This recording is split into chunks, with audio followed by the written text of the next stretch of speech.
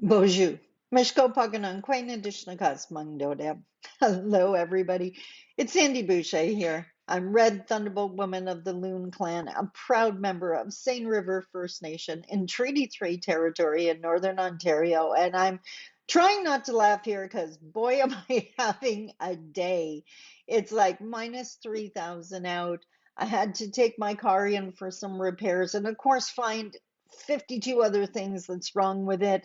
And then I sat down, it was like, that's okay. I'm going to do what I can, focus on what I can change, serenity prayer here.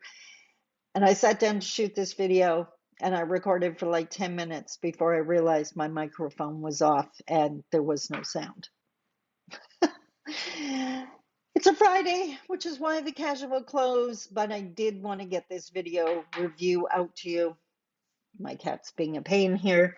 I did want to get this review out to you because it's really important. I think the blog posts that I shared this week need a little more backstory, a little more context. So hopefully this video helps you to understand the message I was trying to get across, just in case it didn't land yet. So we're talking about the blog post for the week February 20th to 24th. Let's jump right in. On February 20th, the blog post was called The Fire. And I was explaining that in my mind, my morning blog post, I'm trying to replicate the idea and the opportunity of being able to sit at a fire with an elder and to hear the words. And you don't ask 5 million questions. You sit there and you absorb it and you consider it. And that is how you build your wisdom. It is an indigenous style of learning, and it is very different from mainstream. But I really wanted to share that concept with you, that style of learning with you, because if there's one thing I'm very conscious of, is that there's a whole bunch of people out there of all different ages, all different backgrounds and cultures that don't believe in themselves, that don't have the confidence, that don't believe in their wisdom. And I think, my opinion, through an Indigenous lens, is that the mainstream education system and that style of teaching and learning is actually adding to the problem. So, what I invite you to do with the morning blog post, and I clearly stated the rules that in the morning blog post, I ask you not to ask questions. I ask you to just sit with it. And then I realized, because this is a learning journey for me as well, that many of you may not know how to conduct yourself at a fire because you've never had that opportunity.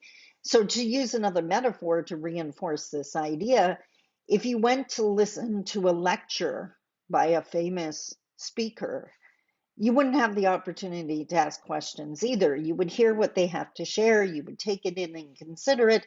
Maybe you would talk with your friends after the event, but that's it.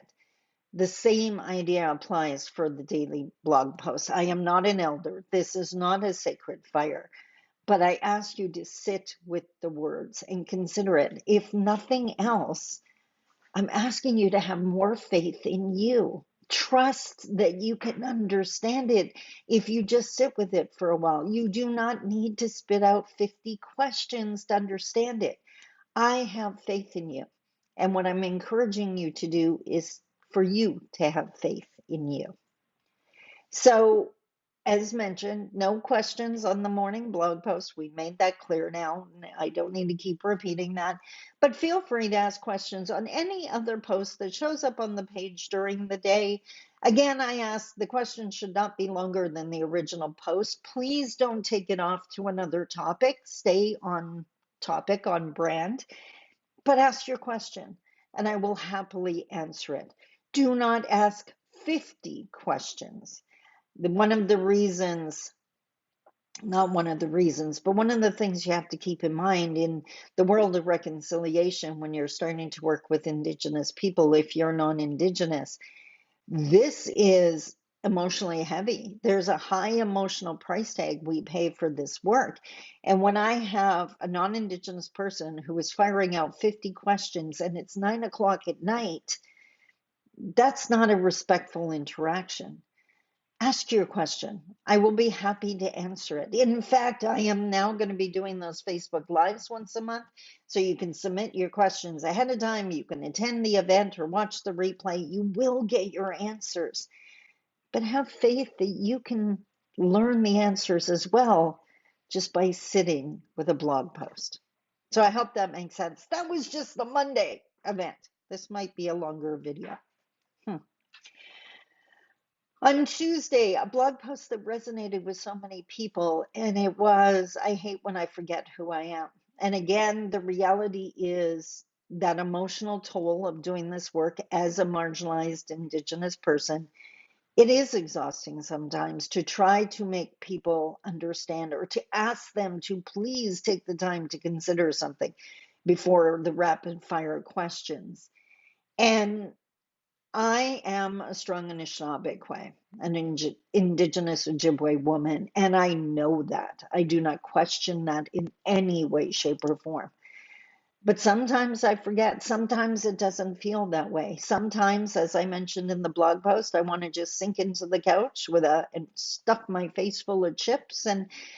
But then I forget that that's how Indigenous people die, from high blood pressure and diabetes. And I can't do that. My ancestors are counting on me not to do that. I am here to continue the work they started, to be able to do what they couldn't do because in some cases all they could do was survive. But that's enough for me to be here to do this work. And I have to do my part so my daughter and my granddaughter don't have as much to do.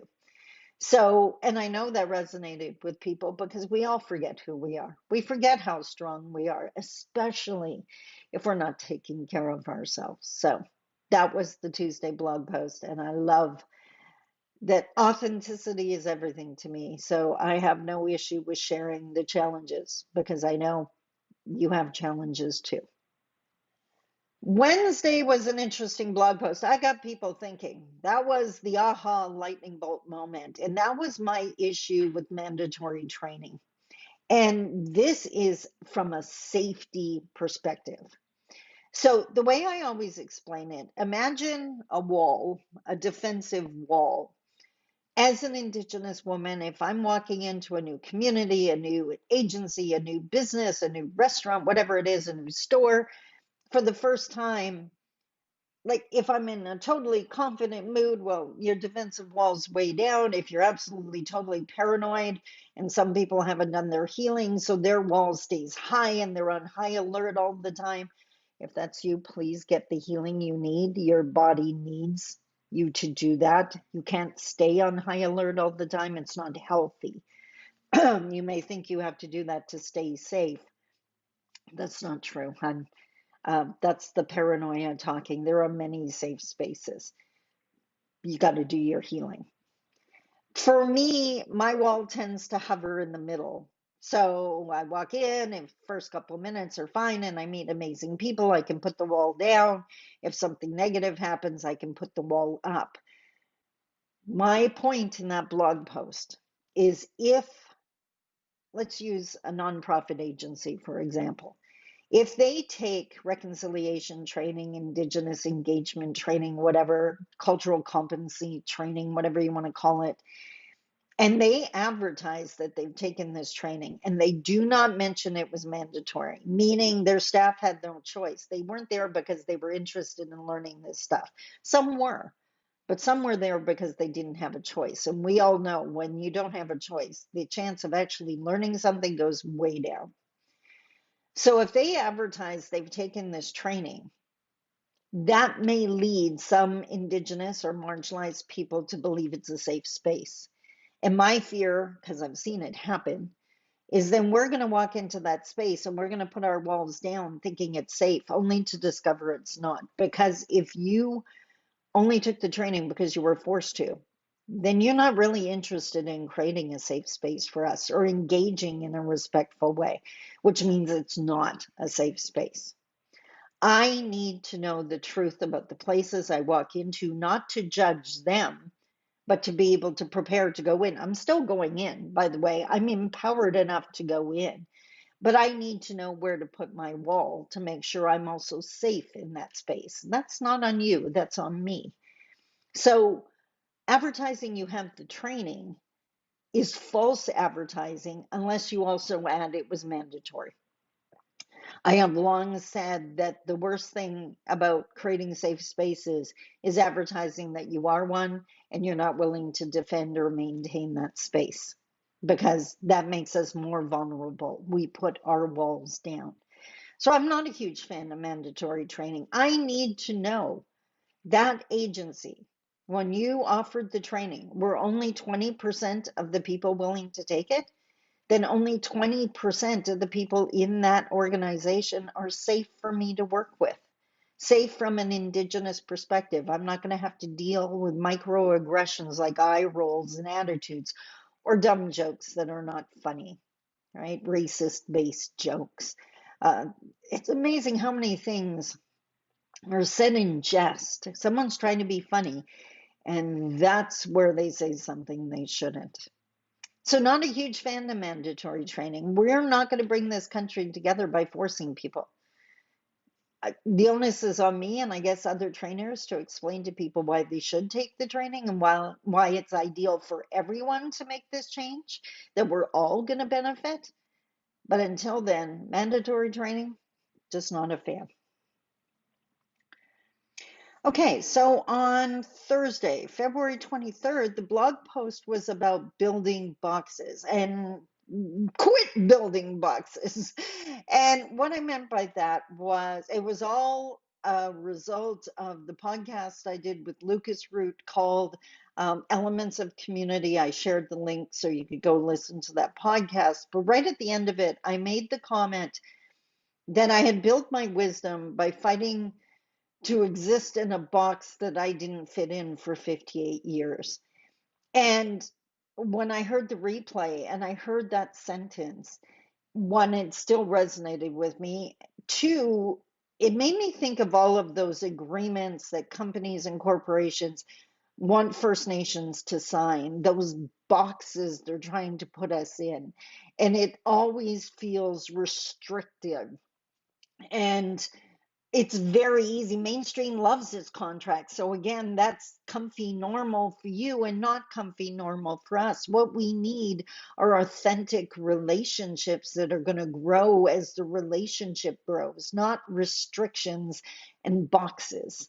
So what I was doing was encouraging and challenging mainstream non-Indigenous Canadians to stop it with the boxes.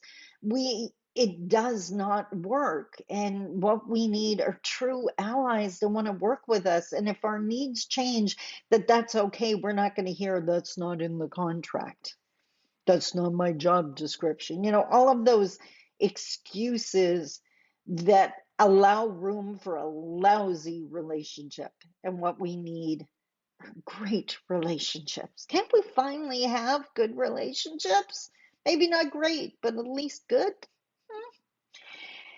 And then finally, on February 24th, this week was obviously all about getting you to believe in you. I suggested that you lean on an elder, and that you have confusion, you have doubts, you don't know what to do, you have a decision to make, and you're not sure, to lean on an elder. And what I said is not some community elder, because dependence is not okay. That doesn't build your strength and wisdom. I instead encourage you to listen to your inner elder, the elder that you're going to be one day, the one that is going to be talking in the community eventually, even if it's to small groups like your family. That wisdom is already there and it's trying to whisper to you. Again, you have to sit with it and ask yourself, what should I do? What is the best decision for me? What is going to result in the results that I want and move me closer to where I want to be? It's not about asking someone else. It's about asking you and actually doing what your spirit and your future self needs you to be doing. So this was an incredibly empowering week for the people listening, and I hope that's how it felt to you. I am going to go. I have to drop off my car at the garage this morning, get a minor thing fixed. And it's one of those that turned into 52 other things are wrong. So pray for me that I don't know if this could be entertaining. Hmm, I love my life, but I do love you. And thank you so much for being on this path with me. One other thing, by the way, the Path podcast on Spotify. If you, Julie Black, and the changing of the words to O Canada, if you want to hear my opinion on current events, it's the Path podcast. That's where I share those things. This is the blog posts are more foundational, guiding principles, things for you to consider, reacting to current events. That's the podcast. And again, watch for my Facebook Lives. I'm going to be advertising the date soon so you can submit your questions and get your answers. Until next week, I love you. Take care. Bye bye.